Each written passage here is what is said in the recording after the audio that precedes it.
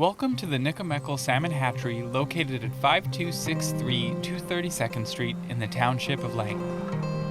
We have been situated on these 5 acres of property deeded to us by Mr. Bruce Coulter since 1989, where we capture 3 species of Pacific salmon, Chinook, Coho, and Chum. This year, 2021, we are going to reintroduce pinks into the Nicomekl watershed. We release approximately 300,000 fry per year. This video was made possible by donations in memory of Murray Toms, a long-standing member of the hatchery who passed away in November 2019.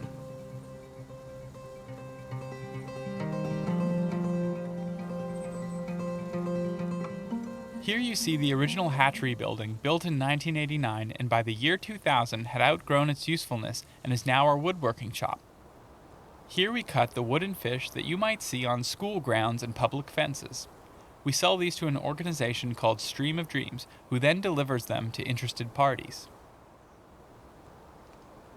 This is now the main building housing the office, meeting room, and workshop. This is the main hatchery building housing 4 large tubs, 8 cap or feeding troughs, an egg and waiter room. These buildings were all built in the year 2000. Here is the water tower that is fed by our deep well.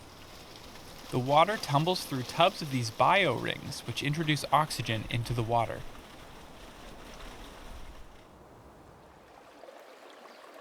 On our river tour, starting at Michael's Brook, you will see lots of vegetation and canopy cover that is so important for salmon fry to survive during the hot summer and also for protection from aerial predators. The coho will stay in our river system for a year, constantly feeding on nutrients before they head out to the ocean. Chinook and Chum will migrate out very quickly for saltwater. Here, Hatchery Creek joins Michael's Brook, which eventually forms the upper Nicomekl.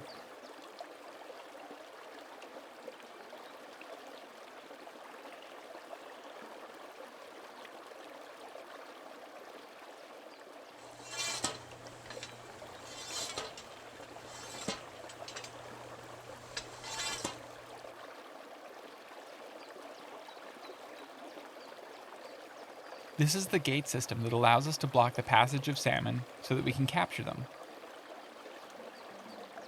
We also have this large trap as a method of capture.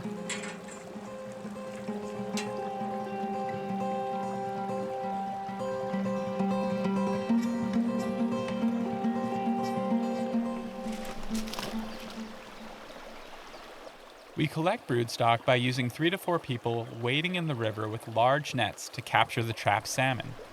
This takes place when heavy rains appear, usually in late October to mid-December. We identify the species and sex of each Pacific salmon because we have a quota from the DFO for each species. Once the quota is reached, we allow any excess salmon to spawn naturally above the gate. We require 1 male for each female, and each female carries approximately 2,500 eggs.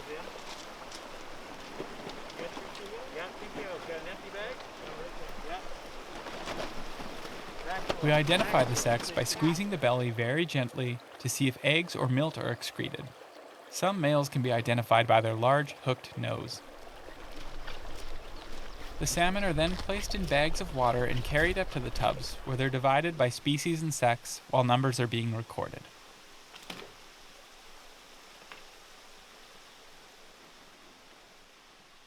Every week we check to see if the females are ripe and ready for egg take.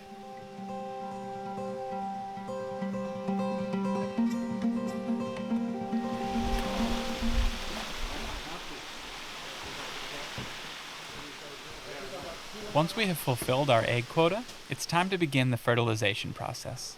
This involves collecting the eggs themselves and fertilizing them in small batches. No, we're doing a dozen. That's very good. Okay, you're good. Let's just check that for first one that we added.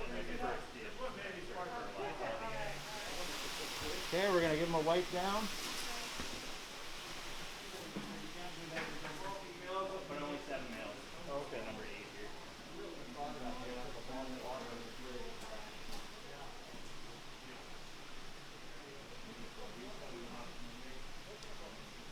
Yep. One more.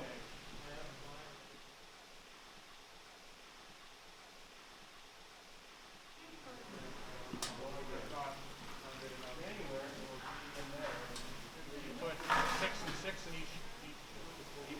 Yeah, that's perfect. So I put water and then here. Yep, you got it. We then move the fertilized eggs into our egg room. Two fish.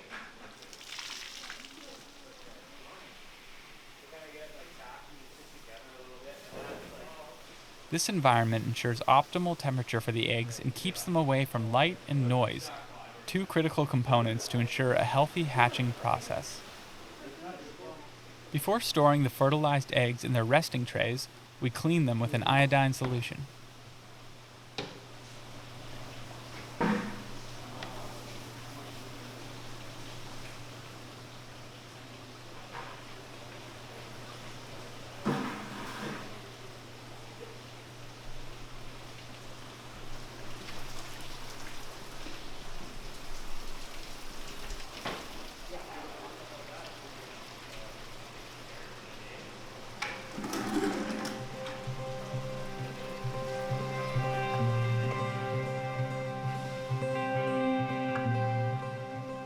After a few weeks in the egg room, we need to shock the eggs and pick out any dead ones. This process involves pouring cold water over the eggs to shock the dead ones into turning a cloudy white color. We then remove those dead ones by hand. This process of shocking and picking occurs 2 to 3 times for each tray in our egg room. During the shocking and picking stage, we are constantly keeping track of our egg counts. After picking out dead eggs, we count the total number of eggs in a particular tray by using a special tool to grab 100 eggs and weigh them.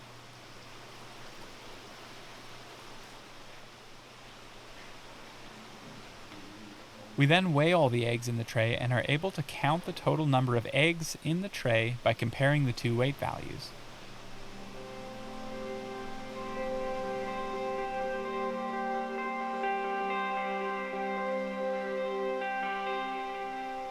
Once the eggs have hatched, it's time to pond the fry. The egg hatching process takes about 100 days. We confirm that the fry are active and ready to be transferred into the fry troughs by introducing them to fresh water and waiting for them to float. Okay.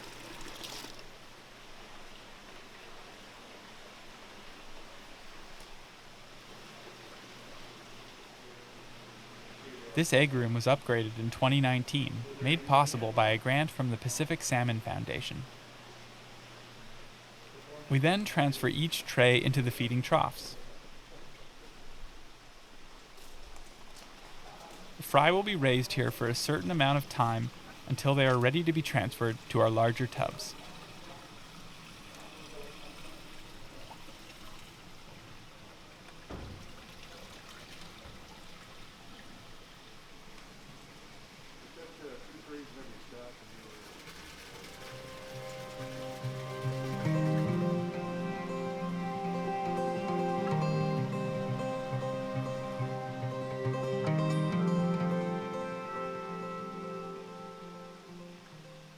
The fry are fed 7 days a week with the revolving feeding tubes, which cycle every 12 hours to dispense food.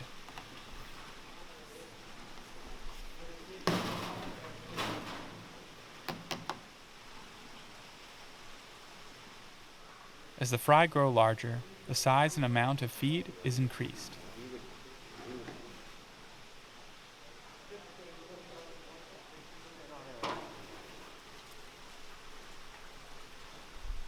Meticulous and so thorough. You know, an inch or two longer.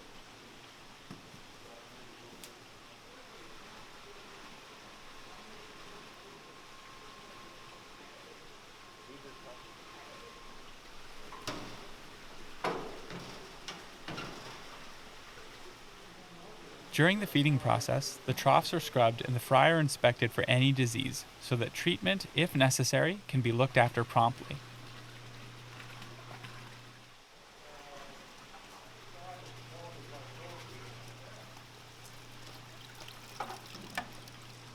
The only fry to be moved to our large tubs are the Chinook.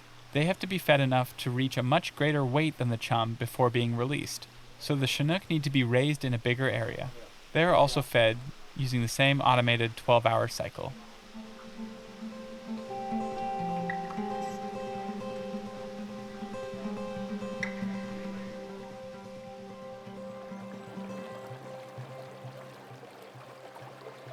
Our hatchery is involved in a DFO program called Salmonoids in the Classroom, where participating schools will receive about 50 coho eggs in January, raise them in their classrooms, and return them back to the hatchery in April or May to release them and take a tour of the hatchery. Typically, we have anywhere from 15 to 25 schools participate. Here you will see a family outing doing just that.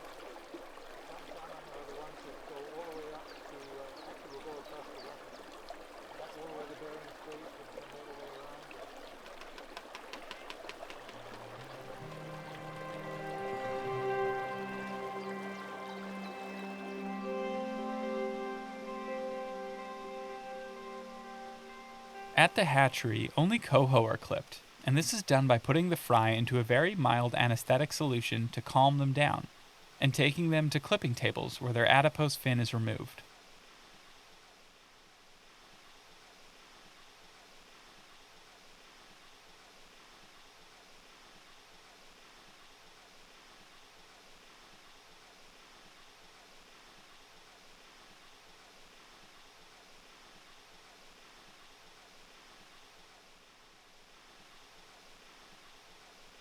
This identifies them as a hatchery fish.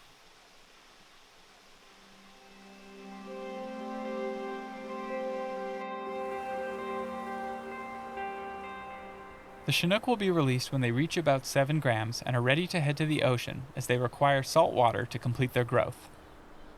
The chum are released at a far earlier and smaller weight, as they will spend more time in the river before heading out.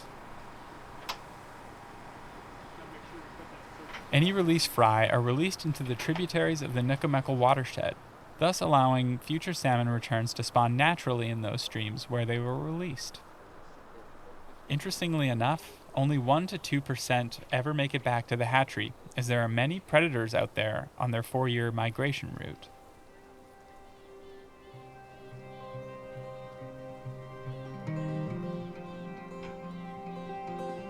This shows the DFO tanker truck releasing 50,000 of our 1-year-old coho that they have been raising back into the river. This saves us from having to keep and feed them over the year.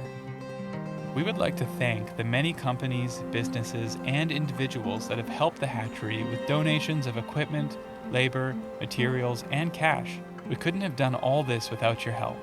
We hope you have enjoyed this short tour and welcome you to come visit the hatchery. We are open Tuesday, Friday, and Sunday from 9 a.m. to 11 a.m. However, the major fish activity takes place from October to April. New members are always welcome.